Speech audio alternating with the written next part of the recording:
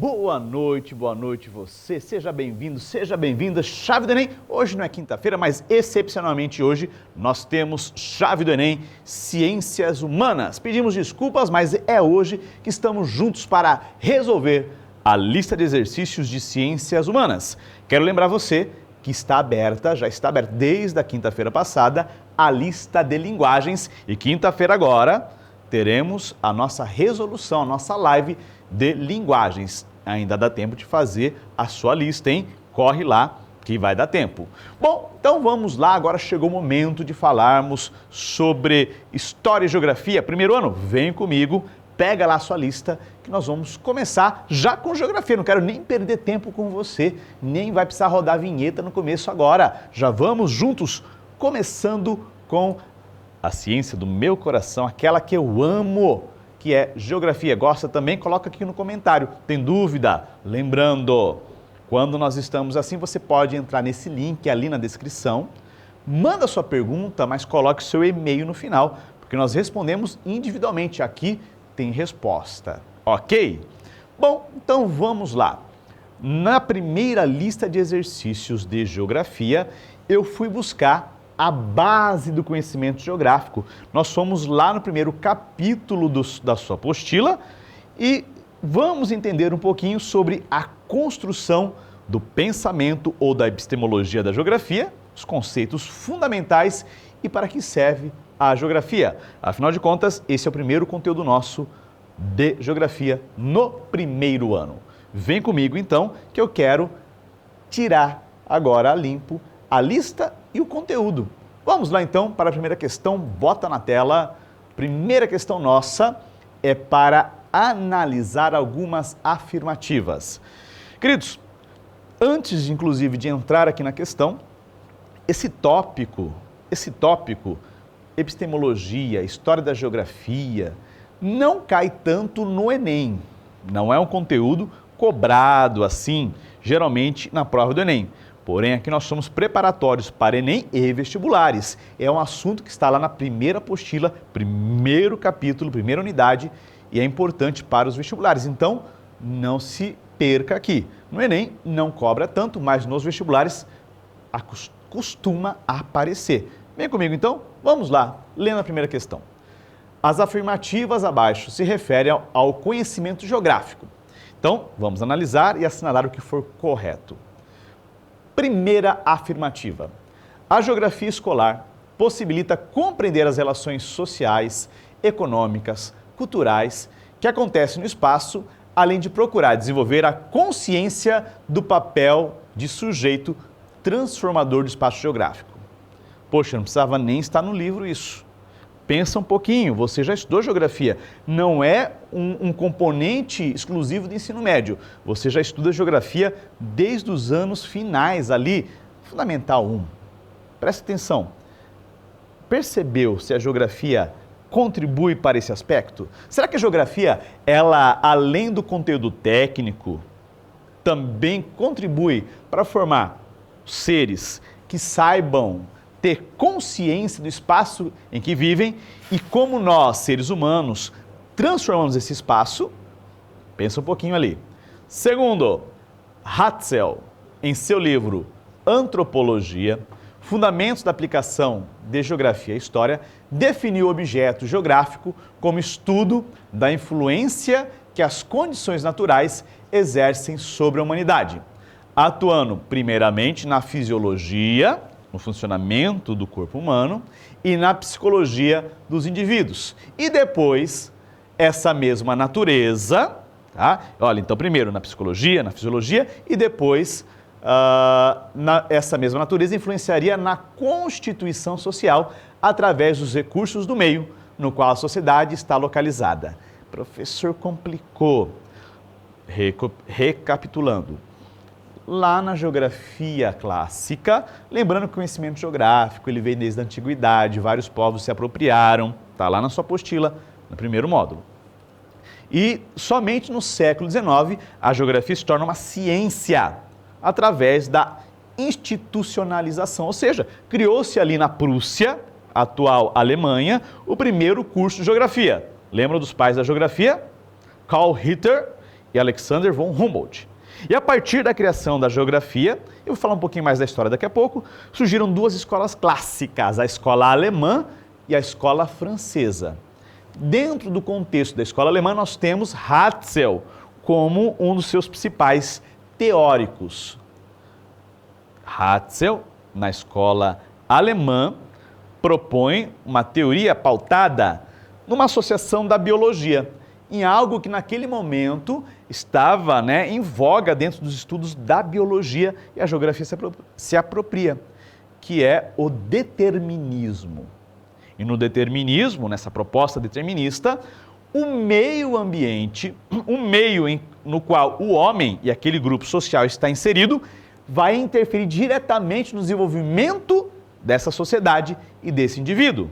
Ou seja, o homem seria o produto direto do clima onde ele está. Então, alguns climas favoreceriam o desenvolvimento de uma sociedade superior, de forma física, psicológica e, como consequência, na construção da sociedade. Enquanto outras sociedades seriam prejudicadas no seu desenvolvimento em função das características naturais, ou seja, do meio onde estavam inseridos. Nessa região do mundo, neste tipo de clima, jamais haveria a possibilidade de uma sociedade desenvolvida. Ela seria sempre atrasada. Culpa do clima, culpa do meio. Ok? Pegou a dica aqui? Vamos para a terceira. A geografia crítica, agora já estamos numa escola da geografia ali dos anos 70, 60 e 70, uma escola mais próxima do nosso tempo, considera o conceito de espaço geográfico como um método meramente descritivo dos dados estatísticos, onde os relatos de viajantes, missionários e alguns estudiosos comprometem a veracidade das informações, o que provoca uma grande crítica aos livros didáticos que não permitem uma ampla discussão destes temas em sala de aula. E aí? Qual das alternativas, qual das afirmativas estão corretas? Primeira, a segunda e a terceira. Qual delas? Vem comigo, vem comigo. A primeira e a segunda estão corretas. Primeira, a geografia ela forma seres pensantes, pessoas, Nossa função aqui é formar você para entender o mundo onde vive e entender como nós, seres humanos, através da construção social, modificamos o espaço geográfico. Somos sujeitos transformadores do espaço geográfico. E sim, a segunda afirmativa está alinhada com o que pregava ali Ratzel. Por que a terceira está errada? Porque a geografia crítica, ela não considera o meio somente essa descrição, somente o estudo histórico. Não. A crítica, pelo contrário, ela é ferrenha na questão política. A geografia crítica é aquela que lá no contexto dos anos 60, 70, contexto mundial, Guerra Fria, mundo bipolar, a luta entre capitalismo e socialismo, ditaduras e por aí vai. Então a geografia crítica, ela vai ter como principal objeto a crítica social. Inclusive é daí que vem o nome. Ela é muito associada aos ideais marxistas que na época floresciam no meio acadêmico. E não se preocupava com esse aspecto que foi dito aqui, com relatos de viajantes missionários. Perceba que estava até fácil. Se você lembrar a cronologia das escolas geográficas, já matava essa. Estava fácil. Lembrando, leitura é essencial. Eu sei que você deve estar assim, nossa, 5 minutos, 9 minutos numa questão. Tem que ler, tem que entender. E o nosso programa Chave do Enem está aqui para isso. Para que agora você pare, leia e reflita. Eu estou aqui para fazer a conexão entre você e o conteúdo do conhecimento. Acertou? Coloca aqui no chat. Vamos para a segunda questão. Vem comigo. Segunda questão diz o seguinte, Temos aqui 2 textos e vamos ter que entender em qual contexto geográfico esses textos foram elaborados. Bem legal essa questão. Primeiro, atente para os excertos, os textos, os trechos de textos abaixo. Primeiro, seus defensores afirmam que as condições naturais, já falamos disso, especialmente as climáticas, interferem na sua capacidade de progredir. Opa, natureza, né? Questão climática, interfere na capacidade de progredir. Estabeleceu-se uma relação causa, entre o comportamento humano e a natureza, na qual tiveram esteio as teorias darwinistas sobre sobrevivência e adaptação dos indivíduos ao meio circundante. Traduzindo aqui, essa teoria, esses defensores dizem o seguinte: o meio determina a sociedade. Determina se aquele grupo, se aquele indivíduo, ele vai conseguir se desenvolver mais ou menos. Beleza? Vamos para o segundo excerto. Vem comigo. Nesse processo de trocas mútuas com a natureza, trocas e não condições que interferem, tá? O homem transforma a matéria natural, cria formas sobre a superfície terrestre. Nesta concepção, o homem é um ser ativo, que sofre a influência do meio, porém, isso é extremamente importante, que atua sobre este transformando. Olha a diferença dos textos. Lá no primeiro excerto, nós temos o homem sendo moldado exclusivamente pelo meio onde ele vive. Então, as suas ações são determinadas pelo meio. No segundo texto, no segundo excerto, nós temos o homem realmente inserido na natureza. Afinal de contas, tudo que o cerca é natureza. Convivendo com essa natureza, aprendendo com essa natureza, porém é um ser ativo, que sofre influência.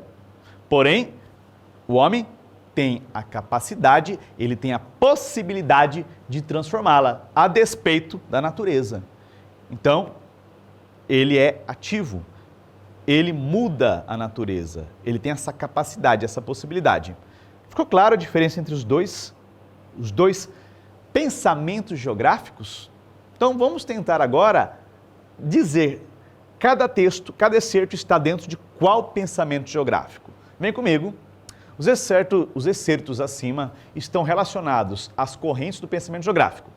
Assim, pode-se afirmar corretamente que os excertos 1 e 2 representam respectivamente. Qual é o pensamento geográfico em 1? Nós falamos agora há pouco, põe aqui no chat. Vem comigo, coloca aqui no chat. E o 2? Ainda não falei do 2. Não falei do 2, mas aqui nós temos duas escolas clássicas, uma alemã e uma francesa. A alemã, na questão 1, já apareceu ali, né, na segunda afirmativa. O homem é determinado pela característica da natureza. Então, dependendo onde nasce, uma sociedade ela vai ser superior ou inferior. Ela não consegue vencer essa determinação da natureza. E a escola francesa ela vai por um outro viés. Ela considera que, de fato, a natureza tem uma influência sobre a sociedade, sobre o homem, sobre o indivíduo também, porém considera que nós aprendemos com o tempo, o conhecimento ele é acumulado, e nós aprendemos a transformar esse espaço. E a partir do momento que nós aprendemos, nós vamos modificando a despeito da questão climática, a despeito do meio que o cerca, ou seja, o homem, ele tem sim a capacidade de romper com os limites que a natureza, entre aspas, exerceria sobre um animal naquele ambiente. Deu para diferenciar? Colocou aqui embaixo a sua resposta. Vamos lá então. Qual é a escola da 1 e da 2? Essa estava fácil, hein? Primeira frase, primeiro excerto, é a escola alemã, determinista. E aí o segundo excerto é a outra escola clássica, a escola francesa ou possibilista. Ficou claro para vocês a diferença dos dois? É isso aqui, na nossa aula de hoje nós vamos entender as escolas do pensamento e os conceitos geográficos. Vamos juntos para a terceira questão. Hoje eu quero, assim, olha, ir rápido com vocês para não perder tempo, para que você possa ser bem objetivo no seu estudo. Muito bem, questão 3. Atente para as seguintes afirmações em relação às principais correntes do pensamento geográfico. Agora a gente vai misturar um pouco mais das correntes do pensamento geográfico. Vai lá, pega a apostila, módulo 1, vamos juntos. Primeira afirmação. A corrente denominada Geografia Cultural e Humanista prioriza as representações simbólicas, identitárias, que estruturam uma atitude e uma percepção do indivíduo com relação ao espaço vivido, ao lugar, à paisagem e ao nível cotidiano. Então, geografia cultural. Cultura é tudo aquilo que o homem produz a partir do seu pensamento, a partir do seu conhecimento e da sua interação com o meio. Isso é cultura. Então, será que a geografia cultural, ela vai estudar as representações simbólicas identitárias? Simbólicas, né? Aquilo que nós usamos para nos expressar. Um coraçãozinho é uma expressão. Quando você manda um coraçãozinho, quando você manda um emoji, vamos trabalhar com a linguagem atual, né? Cada emoji representa, né? É um símbolo que representa o seu humor, o seu estado, transmite para alguém, né, essa sensação. Isso é uma forma simbólica de comunicação. Será que tem geografia que estuda isso? Será que a geografia cultural estuda isso? Vai lá, vamos para a segunda afirmativa. A geografia teorética, também chamada de quantitativa, surgiu imbuída de objetividade, generalidade, lógica formal, matemática, uso de técnicas computacionais e exatidão como principais condições de análise do espaço e, assim, passou a desenvolver a pesquisa científica em geografia. Geografia teorética ou quantitativa, essa escola ela existe, tá? Ela vai surgir ali no contexto da Segunda Guerra Mundial, onde o pensamento geográfico, ele agora vai estar focado em entender as demandas socioeconômicas, reconstrução da economia, demografia, PIB. No Brasil, na década de 30, nós vamos ter um representante dessa escola, que é o IBGE. Não surge com esse nome, tá? Mas hoje é o IBGE, Instituto Brasileiro de Geografia e Estatística. Vem dentro desse conceito dessa escola geográfica. Será que o restante da afirmativa está correto? Analisa aí e coloca no chat se está correta a afirmativa 2. Vamos lá, afirmativa 3.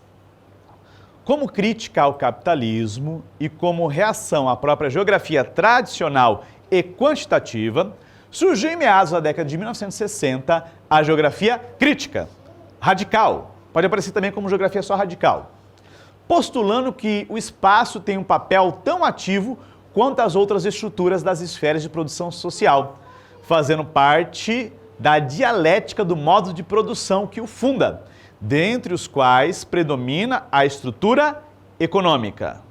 Já falamos um pouquinho dessa na primeira questão, hein? Geografia crítica existiu? Sim! Contexto dos anos 60? Opa, até aqui nós já conversamos. Mas será que ela vai buscar dialética? Dialética lembra quem? Professor de história, né? O Yuri vem depois. Dialética é aquela construção do pensamento bem focado por Karl Marx. Lembra lá da espiral dialética, né? A luta, né? Então há sempre uma antítese, né? Uma tese, uma antítese. Então há um lado e outro lado, uma oposição que brigam e se destroem para reconstruir.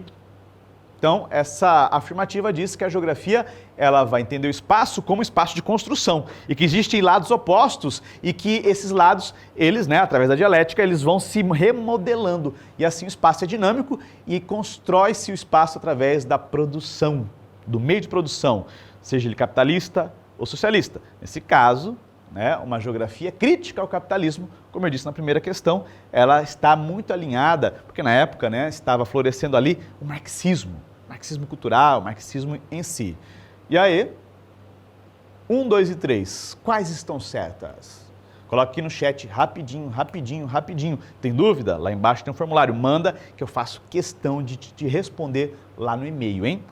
Muito bem, deu tempo, apareceu ali, vamos lá. Todas as afirmativas estão corretas. Nesse caso, a 1, a 2 e a 3 estão corretas. Então tá ali. Primeira é a definição de geografia cultural, simbolismo, construção, né, da imagem, a linguagem que o ser humano usa para se expressar e para representar o espaço. A segunda, teorética, quantitativa, associada à matemática. Surge no contexto de reconstrução da Segunda Guerra Mundial. A geografia agora vai usar uma linguagem matemática, estatística, tem quem ame, tem quem odeie, e mais tarde vai usar o contador, né? É o que se usa hoje. Você está fazendo aprofundamento de humanas? Tomara que esteja. Um dos tópicos de aprofundamento de humanas é a geografia usando a quantitativa, a ideia dos gráficos, das tabelas e a matemática. Isso é uma herança da geografia teorética. E por último, né, geografia crítica, que nós já até conversamos aqui, de fato é aquela geografia que vai criticar o modelo capitalista lá naquele contexto dos anos 60 e 70. Firmeza? Mandaram bem? Espero que sim. Tem dúvida? Manda. Questão número 4. Vamos aqui com calma, pensar, analisar. No final do século XIX e durante o século XX, surgiram métodos de análises e correntes do pensamento que contribuíram com a história do pensamento geográfico. Então, a gente pensar lá o século XIX. Lembra de história? Né? Século XIX, XVIII, XIX. 18, Revolução Industrial começa lá na Inglaterra. Século XIX, a Revolução Industrial se espalha pela Europa, Alemanha, Itália, depois os demais países. E, inclusive, a Alemanha e a Itália não eram territórios, não eram países, não eram estados unificados. Para industrializar, acontece a unificação territorial. Isso é extremamente importante você lembrar. Nesse contexto de revolução industrial, avanço tecnológico, as ciências vão ser utilizadas para essa produção do conhecimento e do capital.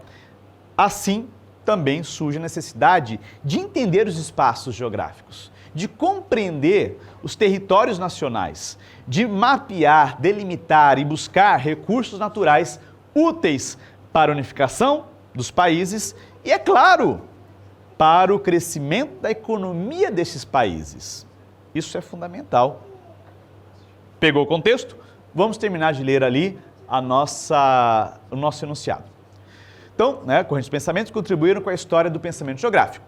Com referência a essas correntes, assinale a alternativa que apresente as características da geografia radial ou crítica. Voltamos para a crítica. Essa corrente foi liderada por Paul Vidal de Lablache. De acordo com ela, a sociedade poderia atuar como condições naturais do meio, adaptando-se às suas necessidades. Lablache, adaptação do meio. Será que é geografia crítica? Qual é a geografia? Falamos agora há pouco. É a francesa, é a possibilista. B. De acordo com essa corrente de pensamento, o desenvolvimento econômico e cultural de uma nação estaria ligado diretamente às condições naturais do seu território. Opa! Depende da questão natural. Determinista, alemã. Então já está fora. Essa corrente surgiu após a Segunda Guerra Mundial. Segunda Guerra Mundial, matemática, né? Então vamos lá. Representou um retorno aos postulados positivistas do século anterior, valendo-se dos recursos da estatística. Você já está afiado nisso, né? Geografia quantitativa ou teorética. Então já tira ali. Vamos para a próxima. Essa corrente tinha uma perspectiva de análise que permitia compreender de forma mais abrangente os problemas sociais. Sociedade, crítica à sociedade. Começa a fazer sentido. E econômicos e políticos da época.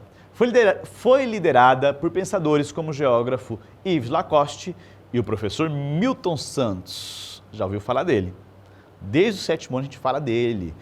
Milton Santos foi um grande geógrafo brasileiro que viveu ali nos anos, segunda metade do século XX, faleceu no começo dos anos 2000 e era um grande crítico da globalização e do modelo com que o capitalismo construiu espaço.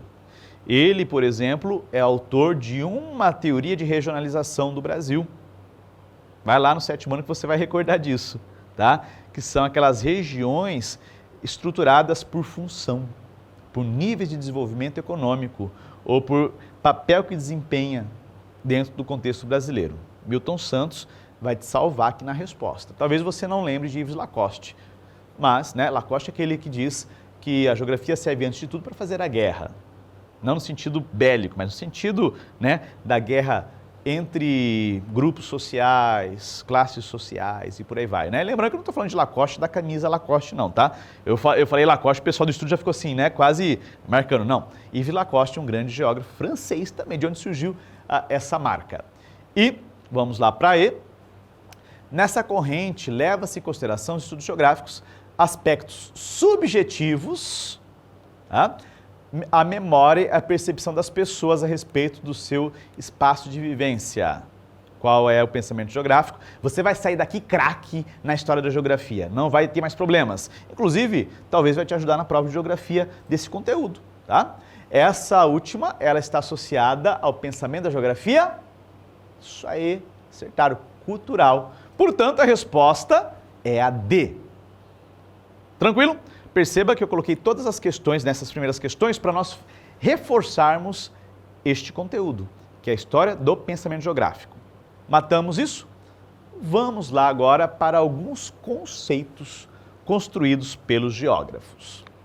Questão 5. Olha como é curto o enunciado, dá até medo, né? Uma questão com um enunciado tão curto desse, dá até medo. Então tem um texto, não tem orientação nenhuma, já aparece um texto ali.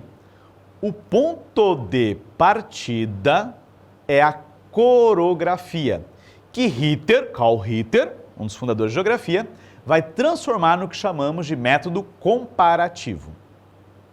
Agora é um conceito mais pesado. Esse conceito aqui, pessoal, é o seguinte: a corografia é um conceito construído lá no passado. Os gregos propuseram e nos séculos 16, 17 e 18 ele foi sendo aplicado no que hoje nós chamamos de geografia, uma geografia pré-científica. E que consistia esse conceito? Consistia em estudar as características locais, as características de um espaço. Então eu determinava um recorte geográfico, um espaço geográfico, e ali eu estudava as suas características locais. Mas qual que era a grande questão que depois foi transformada por Ritter até chegar num novo pensamento? Naquele momento eu estudava o local pelo local. Então não havia uma ideia de tentar pegar essas características locais e comparar com outros espaços. Era o espaço pelo espaço. O que acontece? A partir da geografia científica, o método vai sendo aperfeiçoado e ele vai culminar com o método regional. O método regional é aquele que eu vou agrupar, agregar espaços que possuem características semelhantes e separar daqueles que são diferentes. O conceito de região, a gente vai falar daqui a pouquinho mais. Tá? Lembra a região? Região, eu vou determinar um espaço, um recorte geográfico por uma perspectiva, por uma característica, que pode ser natural, física, cultural e por aí vai. Vamos então para a questão agora. Expliquei o que é o conceito, vamos então entender o que pede a questão. Tá? É correto afirmar-se que a corografia, que é o embrião desse pensamento geográfico, trata da descrição geográfica de um recorte paisagístico, analisa as transformações socioeconômicas recentes, estuda cientificamente os conflitos de relação campo-cidade ou compõe os métodos de interpretação da dinâmica das populações urbanas. Acabei de fazer aqui uma construção com vocês. E aí, qual é a resposta? Coloca aqui no chat. Quero deixar registrado aqui. Tá com dúvida ainda? Vai lá embaixo, tem o link, manda a perguntinha que eu faço muito questão de hoje à noite ainda ler e começar a responder para você, hein? Eu quero que você tire cada vez mais dúvidas. E, aliás, deixa eu fazer uma observação, nós estamos estudando métodos para que você consiga interagir mais conosco. O chat passa muito rápido, muitas vezes a gente perde algumas questões. Eu até peço desculpas quando a gente não consegue responder todas as questões lá no chat. Lá no formulário a gente vai mandando no e-mail, mas a gente está pensando aqui um modo para que você consiga mandar sua pergunta e participar mais conosco, beleza? Tem mais ideias, inclusive, coloca aqui no chat como você pode participar melhor, como você quer participar conosco. Quer mandar vídeo, quer mandar áudio, para a gente pensar aqui uma forma de você interagir melhor, para que o Chave do Enem seja cada vez a sua cara, para que você se identifique conosco, ok? Vamos então para a resposta, professor. Martei o dedo ali e foi, Trata da descrição geográfica de um recorte paisagístico. É um conceito que foi transformado na geografia mais moderna, mais atual, para o método regional, que é o comparativo. O que é uma região? É comparação de características. Eu defino um rol de características, agrupo e comparo. Mas daqui a pouco eu falo mais sobre região. Acertaram? Essa questão não era fácil. Perceba, né? Como engana. Uma questão tão curta, mas um conceito ali meio chatinho de entender. Ok? Vamos então para a sexta questão. Olha, hoje eu estou tentando manter o ritmo aqui para que você não durma, para que você fique focado e a gente não perca tempo nas questões, hein? Nós vamos diretão aqui. Questão 6, estamos ali na metadinha da aula, passei meia hora só com vocês e já fiz metade das questões para a gente ser objetivo aqui. Questão 6, agora vamos de fato entrar na construção dos conceitos geográficos. Lembra de conceitos geográficos? Deixa eu fazer uma propaganda, ó, a minha canequinha do Chave do Enem. Quer ganhar uma dessa? Quem sabe você ganha uma dessa durante esse ano, hein? Coloca aqui embaixo, eu quero caneca do Chave do Enem. A gente está pensando também em alguns brindes durante o nosso ano aqui. Vamos falar então dos conceitos geográficos. Todo estudo geográfico, toda construção de estudo de pensamento geográfico vai utilizar um conceito, que seria uma forma de recortar o espaço e aplicar um método. Afinal de contas, a geografia é uma ciência, ela vai usar um método para estudar o seu objeto. Então, dependendo da abordagem que eu quero dar ao meu trabalho, dependendo da forma que eu quero fazer esse recorte, eu preciso selecionar um dos conceitos geográficos. Tem o conceito geral, que é o espaço geográfico, que é o conceito amplo. Basicamente, tudo que existe, tudo que está relacionado à atividade humana e natural é o espaço geográfico. Mas é um conceito muito amplo. Dentro do espaço geográfico, eu posso, então, ter interfaces, eu posso ter abordagens que vão estar carregadas de ferramentas e metodologias para análise desse grande espaço. Quais são os 4 conceitos fundamentais? Paisagem, lugar, território e região. Então é sobre esses 4 conceitos que nós vamos para a segunda parte das questões da nossa aula de geografia. Vamos então lá na questão 6. Relacione corretamente os conceitos geográficos de espaço, região e lugar, numerando os parênteses abaixo, de acordo com as seguintes indicações. Então, o que for espaço geográfico, você vai colocar 1, lugar 2 e região 3. Beleza? Como eu, Tiago, resolvia isso na minha época de vestibular e ainda mantenho o método. Ao invés de pegar assim, espaço e buscar o conceito, eu prefiro pegar aqui embaixo, o que precisa ser numerado, ler o conceito e tentar atrelar ali embaixo a indicação. Ali em cima, né? Ali embaixo. Ali em cima a indicação. Então vamos lá. Eu vou ler o primeiro conceito descrito. De acordo com a corrente da geografia humana, é considerada uma entidade concreta, resultado de múltiplas determinações que agem sobre um quadro territorial previamente ocupado, caracterizado por uma natureza transformada e heranças, olha só, culturais, materiais e econômicas, portanto, sociais. Qual é esse conceito? Pensa um pouquinho, tá? Então, de acordo com a corrente de geografia humana, ela é usada dentro da geografia humana com maior definição, pode ter também a natural, mas na humana ela é determinada por espaços da natureza transformada pelo homem, através de herança cultural, material, econômica. Portanto, uma transformação social feita pelo homem, pela sociedade. Qual o conceito? Espaço, lugar ou região. Vamos lá, pensa, vem comigo. Tá ali, para você. Opa, veio errado, não era para aparecer isso. Tivemos uma grande falha aqui, tá? Me desculpem, tá? Então aqui, esse recorte é o recorte regional. Já dei a dica, já falei, então vamos embora aqui, vou explicar para vocês. Bom, então esse aqui, pessoal, é um dos conceitos de região, tá? Segundo, em uma definição dada pelo geógrafo Milton Santos, é constituído por um conjunto indissociável, solidário e ao mesmo tempo contraditório de sistemas, objetos e ações, tá? Indissociável, ou seja, é um conjunto de tudo isso, grande, gigante, tá? Os quais não podem ser considerados isoladamente, mas como um quadro único no qual a história e o tempo se manifestam. Espaço geográfico. Tá? Esse é o espaço geográfico. Tudo está dentro do espaço geográfico. Se a gente for analisar, isso é verdade, como o Milton Santos disse, na verdade, não dá para pensar o mundo de forma isolada. É claro que a gente vai estudar os fenômenos isolados, mas se a gente for considerar, nenhum fenômeno acontece assim, no vácuo. Tudo na Terra está conectado.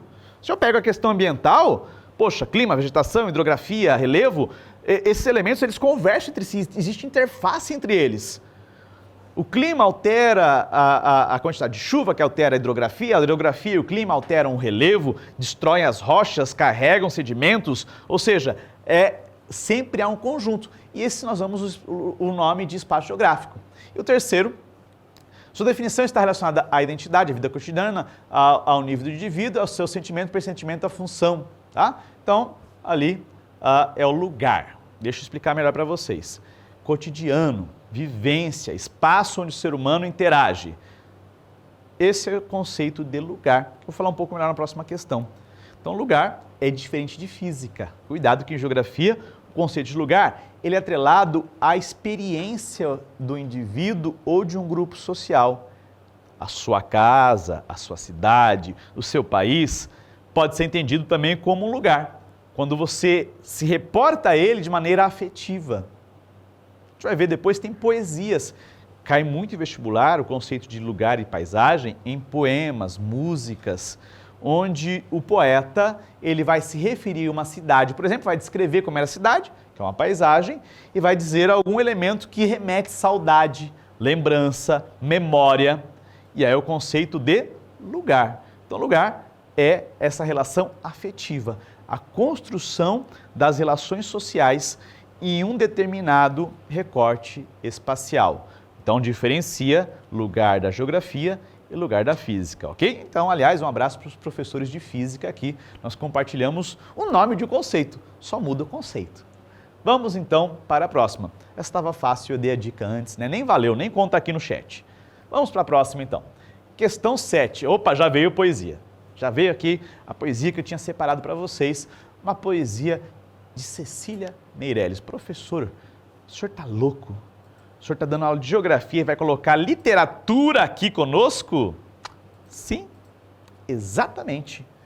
Vamos falar de literatura porque o ser humano utiliza os conceitos geográficos em todos os aspectos da vida. E não é diferente nas artes. Então temos aqui o poema de Cecília Meirelles intitulado Província. Eu vou ler para vocês. Cidadezinha perdida, no inverno denso de bruma, que é dos teus morros de sombra, do teu mar de branda espuma. Pela curva dos caminhos cheirava o capim e a orvalho, e muito longe as harmônicas riam depois do trabalho, que é feito de tua prosa, onde a morena sorria, com toda a noite nos olhos e na boca todo dia. Vem para cá, então, vamos continuar olhando para o poema. Lá em cima vai dizer, né, de uma cidadezinha perdida, não diz qual cidade, então, cidadezinha perdida, uma cidadezinha lá do interior, uma cidadezinha distante, inclusive distante de mim, né? E diz que lá no inverno as brumas eram densas, ou seja, a cerração fechava, sabe, o nevoeiro, né? Então, ali era muito fechado, muito densa a cerração naquele período. E os teus morros, então uma região onde o relevo era marcado por morros que faziam sombras, tá? E o teu mar de branda espuma, então provavelmente tinha um mar ali. E depois ela segue dizendo, né? Pela curva dos caminhos cheirava capim. O cheiro é memória. Você tem memória afetiva de cheiro? Lembra do perfume de alguém que você gosta? Perfume de um alimento que você comia quando era criança? E quando você sente o cheiro, nossa, cheirinho de infância. Já passaram por isso? São bem jovens ainda, talvez não passaram por essa experiência. Mas daqui a um tempo isso vai fazer mais sentido ainda, né? Um cheiro do perfume lá do passado, né? Talvez você morou numa outra casa, numa outra cidade, onde a cidade tinha um perfume de uma planta específica. Quando você sente o cheiro, vem a memória afetiva, a lembrança, muitas vezes carregada ali de saudade. É uma saudade por vezes boa, uma saudade por vezes, né, mais para baixo. Deu para entender aqui a leitura que nós fizemos desse poema de Cecília Meirelles? Dito isso, vamos ver então o que pede a questão. As estrofes acima exemplificam uma estreita relação entre geografia e literatura. Isso pode aparecer no vestibular para vocês e tem que ler. Eu sei que você deve estar aí, o professor está lendo tudo. Sim, a nossa aula é para isso, para que eu possa detalhar a resolução com vocês, senão era só jogar a resposta, hein? Em província, pode-se observar a presença de dois conceitos geográficos. Então já afirma, tem dois conceitos geográficos presentes, né, neste poema de Cecília Meirelles. Então quais são eles? Volta comigo. Cidadezinha Perdida. Primeira estrofe. Ela fala das características naturais. Então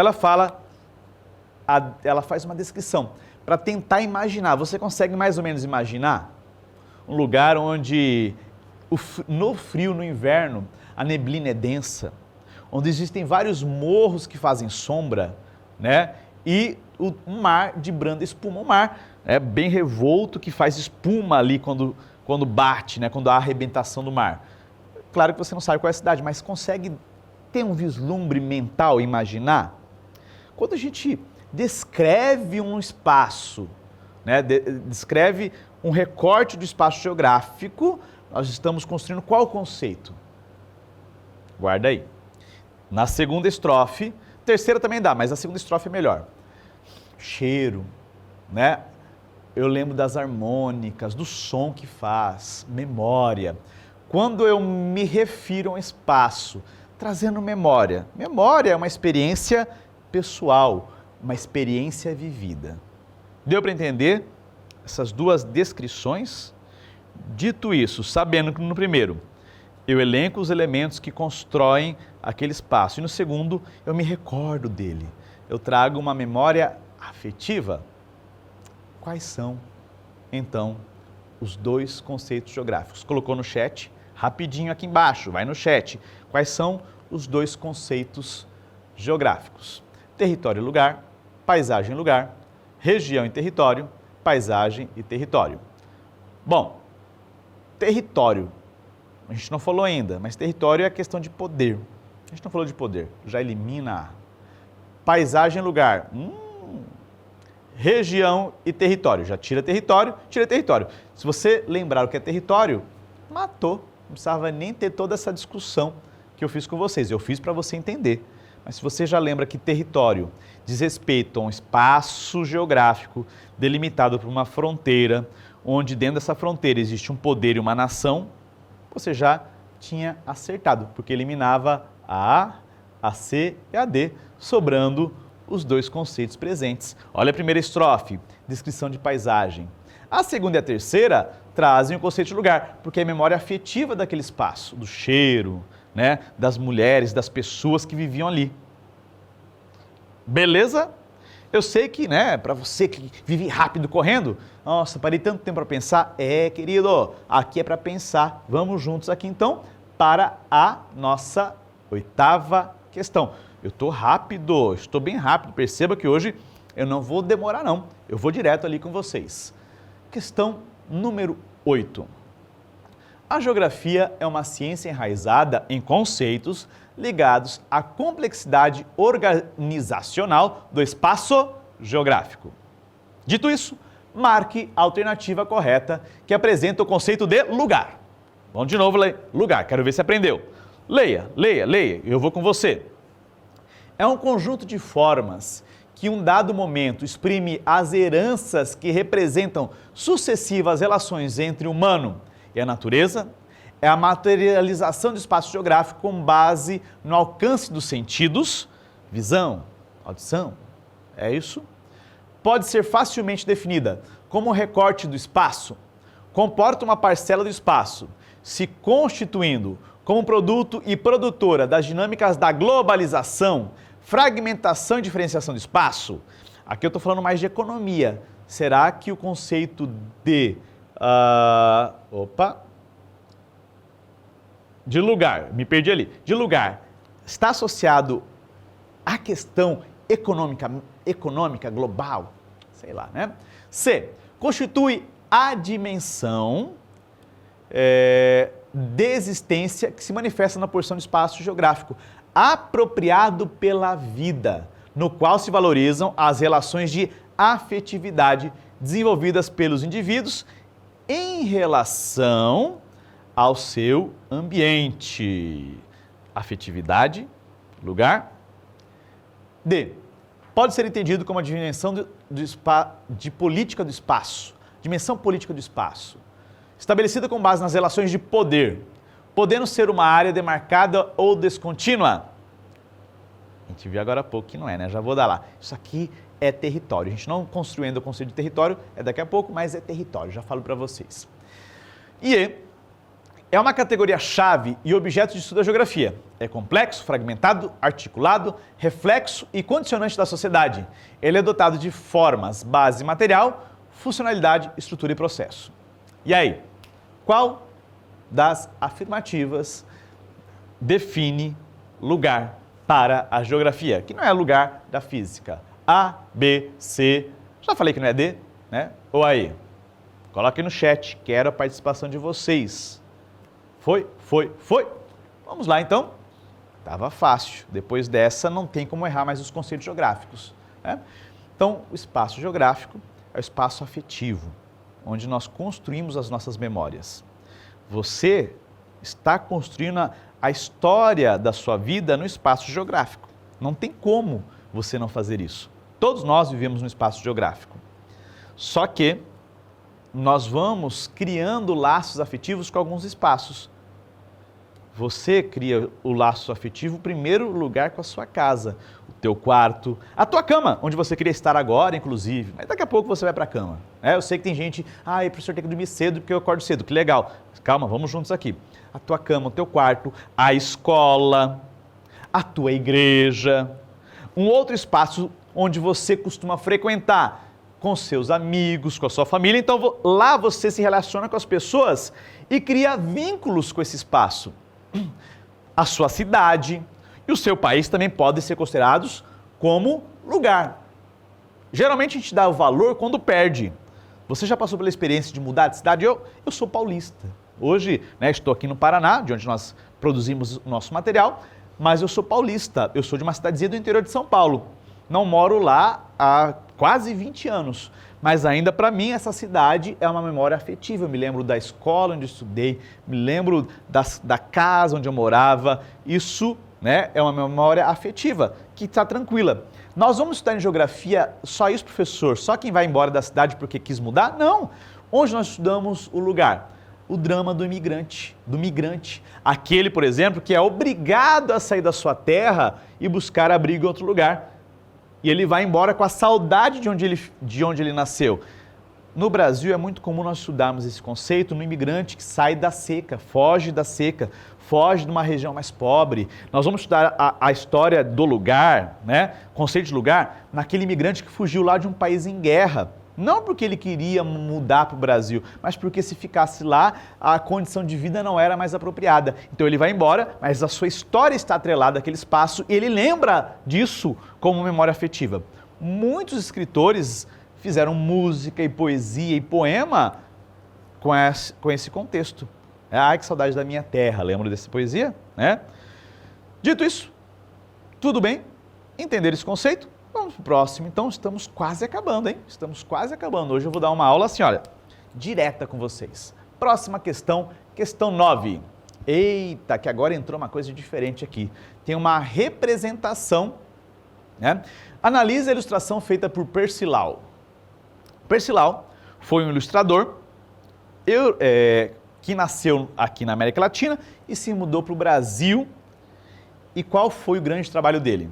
Criar ilustrações representando todas as características possíveis, visuais, regionais do Brasil. Tá? Então ele fez, entre as figuras, essa aqui. O que você consegue ler? Olha agora para a figura. Tem o mapa do Brasil, delimitando o território nacional, só que dentro do território ele fez representações diferenciadas. O que você consegue identificar ali de diferente? Tá vendo aqui? No sul do Brasil aparece a araucária. Aqui no sudeste do Brasil aparece o pessoal assim, olha, com uma bateia, né? Minerando ouro, moinho de vento, aqui mostra uma baiana, aqui mostra uma jangada, coqueiros, né? Vamos lá para o interior do Brasil, né? Jangada na região amazônica, algumas árvores típicas da região amazônica e do centro-oeste. Conseguiu ler? Considerando o conceito de regiões homogêneas, agora aquele conceito de região, ou seja, agrupamento de espaços com características semelhantes, tá? Com a combinação de aspectos naturais, sociais e econômicos que permitem a diferenciação dos lugares, a ilustração pretende. Então, estou dizendo para vocês, isso aqui remete à região, ok? Mas qual foi a intenção desta ilustração nesse contexto? Indicar a desconcentração da população, está mostrando onde tem mais e onde tem menos habitantes no território brasileiro? Criar faixas de transição ecológica, então mostrar a delimitação dos biomas, onde começa um e termina outro? Apresentar uma regionalização do espaço brasileiro, de forma geral? Expor os fluxos de migração interna? Dá para ver ali de onde saíram os migrantes e para onde foram? E indicar os impactos da Revolução Verde? Eita, né? Essa foi um chute lá longe. E aí? Tirando a E, que ficou muito fora, qual a alternativa correta? O que Persílau quis representar com aquela regionalização? Dá para regionalizar tudo isso aqui, mas qual tema está presente nessa ilustração? Dá mais uma olhadinha. Perceba que a araucária aparece aqui. Na região central do Brasil aparece ali, né? Os coqueiros, os buritizais. Na região norte do Brasil aparece açaí, aparece ali o pescador. No nordeste aparece ali o coqueiro, aparece a baiana, aparece o pescador naquele barco tradicional. Então, Persílau quis fazer o quê? Uma regionalização. Ele quis mostrar as características gerais de cada região do Brasil através da ilustração. Perceba como a arte aparece no estudo geográfico. Ficou claro para vocês? Uma questãozinha que, se você não se atentar ao desenho, literalmente à ilustração, você não acerta. Mas pescou ali, acertou de boa. Tem dúvida? Lá embaixo, no link, manda. Eu faço questão de responder para você. Queridos, olha só como hoje nós somos objetivos, hein? Já estamos na 10ª questão, daqui a pouco tem história, professor Yuri com vocês. Relacione, para terminar, para rever os 4 conceitos, hein? Corretamente, os principais conceitos da geografia com suas interpretações mais recorrentes, numerando a coluna 2 de acordo com a coluna 1, tá? Muito bem. Na coluna 1 eu tenho os 4 conceitos, lugar, território, paisagem e região, e na coluna 2 é a definição que eu quero associar. De novo, eu sempre prefiro, ao invés de pegar lugar e procurar qual é o conceito de lugar, já ir aqui lendo e marcando. Vem comigo então. É definido por e a partir das relações de controle e poder. Falou de poder, anota isso aí no seu caderno, na sua apostila, qualquer material que está na sua mão, nem que seja o celular. Falou relação de poder, é território. Poder, território. Fronteira, território. Governo, estado, território. Então, o conceito de território está atrelado à delimitação de espaço e o poder que é exercido dentro dele. Aliás, o poder pode ser legal e ilegal. Um país, quando eu vou analisar Brasil como um país, é o conceito de território. Delimitação dele, o poder exercido sobre ele no governo, né, estrutura governamental. A nação brasileira, uma população que tem elos, né, que dá identidade, língua, religiosidade, história. Tá? Isso é um conceito legal. Mas eu também posso ter territórios não demarcados legalmente. Território do tráfico de drogas, território da criminalidade. São espaços onde um poder paralelo é estabelecido, que entra em conflito, inclusive, com o poder oficial. Por isso que há essa briga, né, essa luta do tráfico de drogas querendo se impor no território, eliminando inimigos e, é claro, a própria força oficial. Então também existe poder paralelo. Leia mais sobre isso lá no seu material. Então, vamos lá. Já trago para vocês que, né, nós estamos dizendo ali de território. Próxima definição. Vincula-se à ideia de parte de um todo e conduz a uma concepção de divisão e a questão da dimensão das partes. E aí? Nossa, vamos lá, né? Ficou meio truncado o texto. Vincula-se à ideia de parte de um todo. Então, um pedaço de um espaço total. E conduz a uma concepção de divisão. Então, pego o espaço total e divido. E a questão da dimensão das partes. E aí? Qual é o conceito? Nós já falamos sobre ele. Eu quero ver se você se lembra. Qual o conceito? Qual? Isso.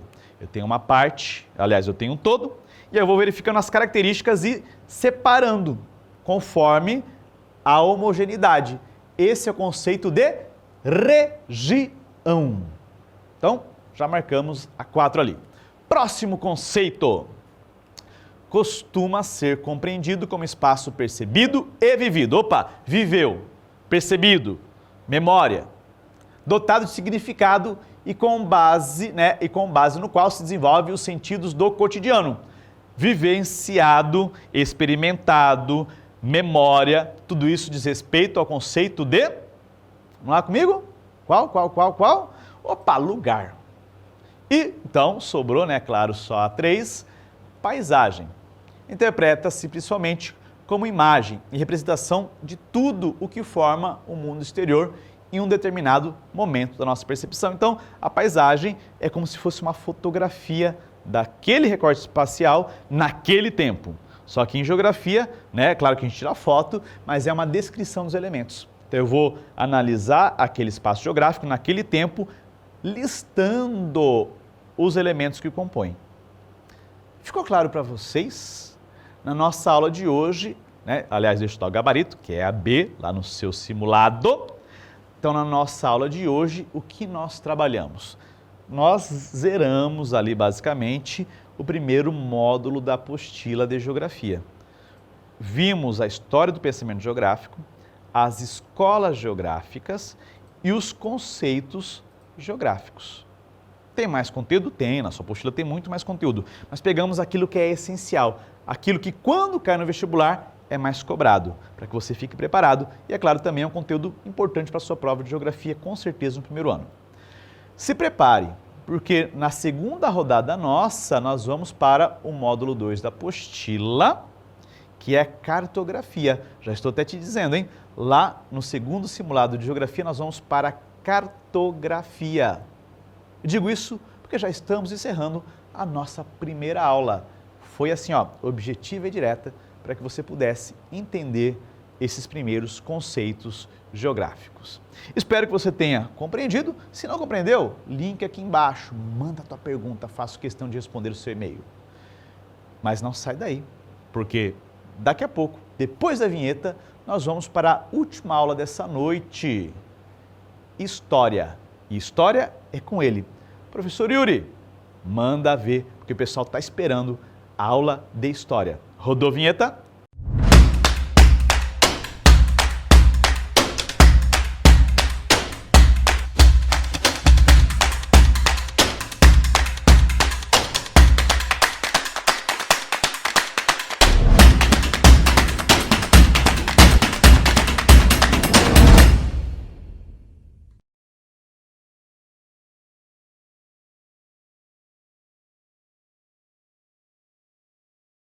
E aí, galerinha do Chave do Enem, beleza? Eu sou o professor Yuri, vamos estar aí com vocês aí no ano de 2023, mais uma vez aí com a parte de História, beleza? E vamos aí trabalhar um pouquinho essa parte inicial aí do primeiro bimestre, tá bom? Onde a gente trabalhou um pouquinho de teoria da história, trabalhamos a questão da pré-história, história antiga, e vamos começar com um dos temas mais pedidos, né? Da história antiga, que é a questão do Código de Hammurabi, que foi feito lá pelos babilônicos, né, na disputa pela Mesopotâmia, ali, aquela região. Então, vamos começar por ele. Nós temos os artigos ali que vão de 196 até 199, tá? É um dos códigos de leis mais antigos que nós temos contato, tá? Na história, tá? Se não me falha a memória, esse código ele está no Museu Britânico, se não me falha a memória, tá bom? E vamos lá então, vamos para ele, tá? Então, vamos começar pelo comando, tá? Esse trecho apresenta uma característica de um código legal elaborado no contexto da Antiguidade Oriental, tá? E que é explicitada no... E aí a gente vai ler lá em cima para entender o que fala. Se alguém arrancar o olho a um outro, se lhe deverá arrancar o olho, tá? Se ele quebrar o osso a um outro, se lhe deverá quebrar o osso. Se ele arrancar o olho de um liberto, deverá pagar uma mina. Se ele arrancar o olho de um escravo alheio ou quebrar o osso ao escravo alheio, deverá pagar a metade do seu valor. Então, esse trecho é um código legal, tá? Então, qual seria a alternativa, tá? Que melhor representaria a interpretação desse código, tá? Então, vamos lá. A recusa do direito natural para expressão da vontade divina. B, caracterização do objeto de delito para a definição da pena. C, engajamento da coletividade para a institucionalização da justiça. D, flexibilização das normas para garantir o arbítrio dos magistrados. E E, cerceamento da possibilidade de defesa para preservação da autoridade, tá? Então, na verdade, gente, essa é uma questão que fica bem tranquila de ser resolvida, tá? Porque ali, tudo que tu vai cometer de delito, tá? Tu teria um equivalente parecido, ou até mesmo o próprio delito, tá? Como pena. Então, a alternativa correta seria a alternativa B, tá? Então, essa é uma questão, daquelas questões, gurizada, que a gente não pode errar no Enem, tá? Porque se a gente errar, o nosso score, ele de certa forma é abalado, né? Porque essa é uma questão que não é uma questão difícil, não é uma questão complicada, é uma questão de conhecimento e de interpretação, tá bom? Vamos para a segunda, tá? O Eufrates não é um rio manso e amistoso, como o Nilo, com uma inundação de fim de verão regular como um relógio, que prepara a terra para o plantio do trigo no inverno. Ele transborda de suas margens de forma errática e imprevisível. Durante a primavera, quando a semente já no chão tem de ser protegida, primeiro para não se afogar sob as águas da enchente, segundo para não secar sob o sol escaldante, que faz evaporar mais da metade do fluxo do rio antes que ele chegue ao mar. O excerto faz uma comparação entre a sociedade da Suméria e do Egito na Antiguidade, acentuando entre elas, vamos lá, os aspectos divergentes do ponto de vista da natureza das atividades econômicas. Tá? B, a ausência de organização militar para a defesa dos territórios férteis. Será que o texto está falando sobre isso? Os esforços para o aproveitamento da condição natural de sobrevivência social. D, os padrões distintos de submissão da mão de obra capturada nas guerras. E E, a existência de sociedades sustentadas pela propriedade coletiva das terras. Tá? Então, qual seria a alternativa correta?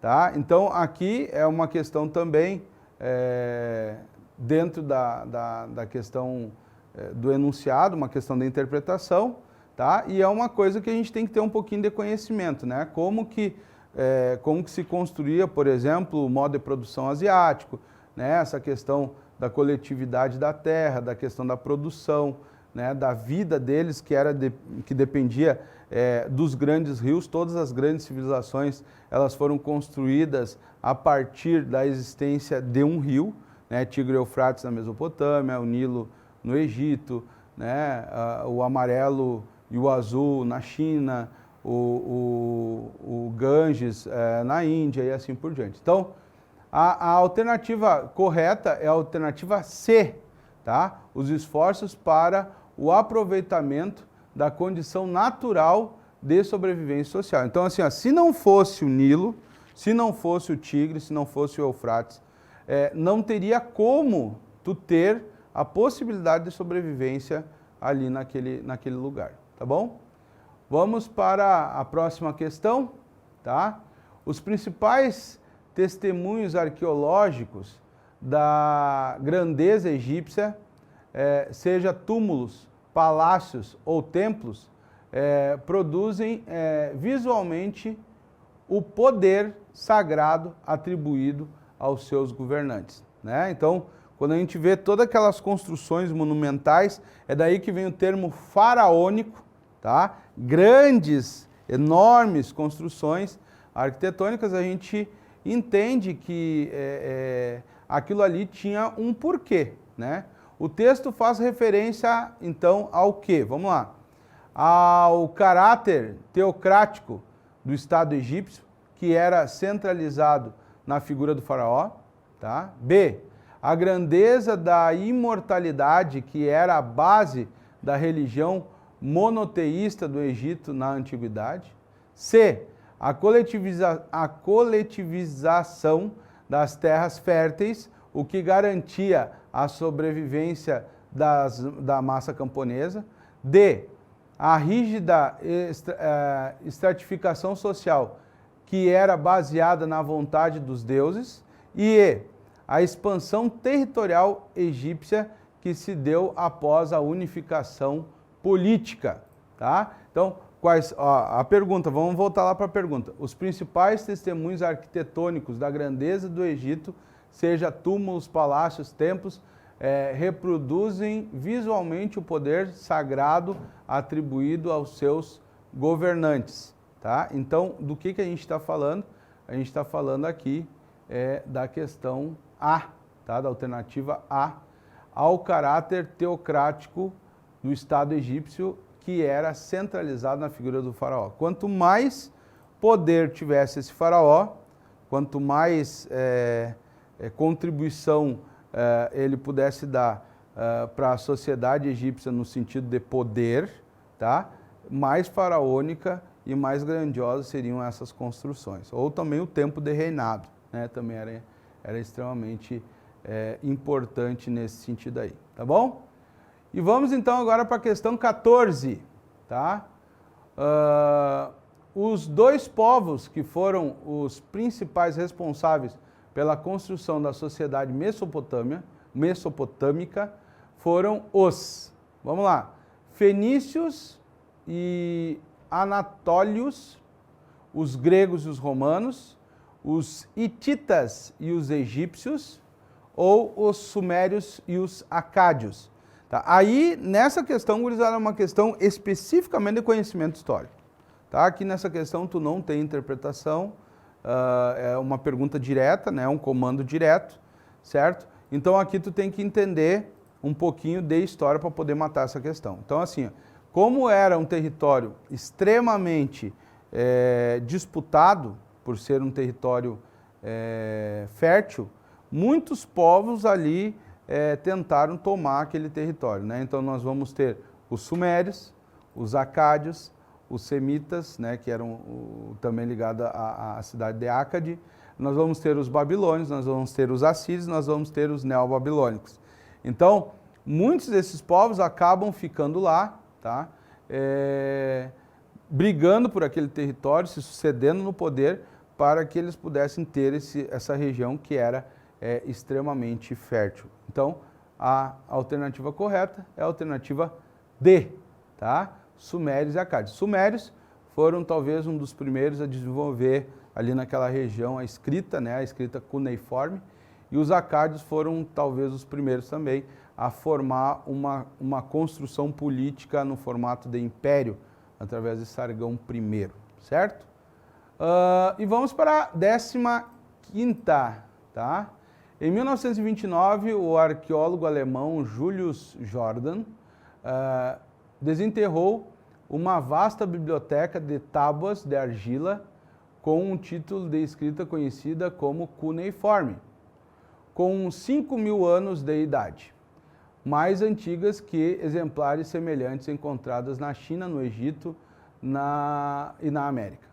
As tábuas estavam em Uruk, uma cidade mesopotâmica, e uma das primeiras do mundo, às margens do rio Eufrates, onde hoje fica o Iraque. As tábuas não haviam sido usadas para escrever poesias ou enviar mensagens a lugares remotos. Foram enterradas para fazer contas e também para elaborar os primeiros contratos. O texto faz referência a um período muito conhecido da história da humanidade, no qual surgiram os primeiros registros escritos. Assinale a alternativa que corretamente descreve o contexto em que surgiu a escrita na Mesopotâmia. Tá? Então, os mesopotâmicos criaram a escrita como forma de se comunicar com os deuses, entalhando placas de argila que eram cuidadosamente depositadas no interior dos templos religiosos. B. O surgimento da escrita foi vinculado à criação de um sistema de educação segundo o qual todas as crianças deveriam dominar o conhecimento das letras e dos cálculos. C. As cidades mesopotâmicas eram separadas por longas distâncias percorridas a pé por mensageiros que levaram cartas e ofícios trocados entre os governantes. D. A evolução da literatura oral gerou a necessidade de registrar os textos poéticos declamados pelos grandes oradores da Antiguidade Clássica. E E. O desenvolvimento do comércio levou à criação da escrita, utilizando inicialmente para realizar registros contábeis e firmar contratos. Então, dentro desse mundo de coisas que nós falamos aí, tá? Por que foi criada essa escrita? E daí, né, através do registro escrito, né, os tradicionais primeiros estudiosos da teoria da história diziam que a partir daí, então, a gente passou a ter história, né, porque a história era atribuída à escrita. Mas a escrita ela foi formada de forma mais prática a partir de que necessidade? Então, a necessidade foi o desenvolvimento do comércio, tá, que levou à criação da escrita, utilizando inicialmente para realizar registros contábeis e firmar contratos. Então, era uma forma mais rápida e fácil, né, de tu conseguir ter um registro do processo de negociação. Então, gente, desde o início, né, a escrita ela está atrelada aos registros, né? No caso, o registro do comércio, né? O comércio ele precisava ter agilidade, né? Não, tu precisa disso aqui, tal. Não, para aí, eu não vou lembrar depois. Então vamos registrar aqui, vamos escrever. Então, muitos historiadores dizem que é a partir dessa necessidade que nós criamos a escrita, né? E a escrita ela possibilita, né, ser o nosso registro, né, para que a gente possa lembrar daquilo que foi feito no futuro, né? Então, tem muitas pessoas que utilizam a agenda para poder lembrar. O historiador, ele, claro, que ele não necessita apenas da escrita, né? Porque a gente tem história material, né? As pinturas rupestres foram uma forma de escrita, né? Tu tem outros tipos de escrita, né? A arqueologia, ela nos proporciona uma fonte histórica, né? A escrita não é apenas a única fonte, né? Hoje em dia, dentro da teoria da história, essa perspectiva ela se abriu muito mais, tá? Então, mas fica aqui, né, a dica, né, a escrita ela teria sido, no início, atrelado à rapidez e à dinâmica do comércio. Tá bom, pessoal? Espero que eu possa ter ajudado vocês aí a solucionar aí um pouquinho dessas questões. Vão aí trabalhando essas questões, pensando meticulosamente em cada alternativa, né? Tentando acertar o máximo possível, certo? Porque lembram que a gente sempre falava da dinâmica, né? As questões fáceis não pode se errar. As mais difíceis, tudo bem, né? Faz parte do processo. Eles vão conseguir, através ali do Enem, fazer todo um estudo se aquilo ali foi chute, não foi chute, o que eles entendem por chute. Porque se tu acerta uma questão difícil e erra uma fácil, né? Aí talvez eles possam considerar chute e aí o teu score desce. Então a gente tenta aí trabalhar algumas questões mais fáceis para que tu tenha certeza que a fácil tu não pode errar, tá? Depois, essa daqui é uma questão um pouquinho mais difícil, um pouquinho mais complicada, tá? Um pouquinho mais pesada, mais densa, tá? Então, partindo do fácil para o difícil, né? De preferência, vamos acertar todas e vamos detonar. Tá bom, pessoal? Valeu, fui!